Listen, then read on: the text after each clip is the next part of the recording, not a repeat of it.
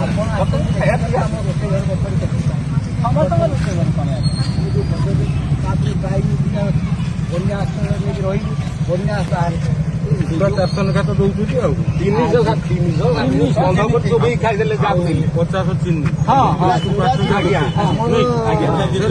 ଦଳୀୟ ଭିତ୍ତିରେ ଆମ ସରପଞ୍ଚ ଟିକେ ଖାଦ୍ୟ ଦିଥର ଘେରି ବନ୍ଦ ହବା କଥା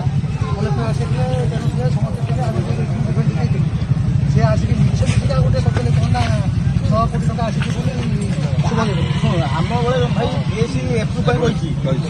ପିଏସି ଏପ୍ରୁଭ୍ କରିଦେଇଛି ତାପରେ ସେ ଟେଣ୍ଡର ଫେଣ୍ଡର କରୁନାହାନ୍ତି ଖାଲି ମିଛ କହୁଛନ୍ତି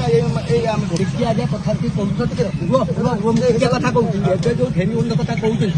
ଏଇ ସଡନଲି ମନ୍ତ୍ରୀ କାଳେ ଆସିବେ ମୁଁ ଆଜ୍ଞା ଜଳ ସମ୍ପଦ ବିଭାଗର ଯାଜପୁରରେ ଚାକିରି କରୁଛି ଆପଣଙ୍କ ବାପା ସହିତ ଉପଯୁକ୍ତ ଭାବେ ଜଡ଼ିତ